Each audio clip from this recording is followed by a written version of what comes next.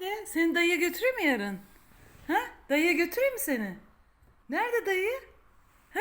Dayın nerede? Nerede oğlum dayın? Dayısı neredeymiş Uğur dayısı? Dayısı varmış bunun. Dayıcığım dermiş, onu gezdirirmiş.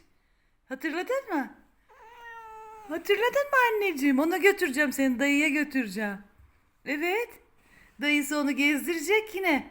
İpinden tutacak, güzel gezdirecek duvarlarda. İster misin? İstermiş. Tamam, istermiş. Yarın gidelim, dayısını görsün.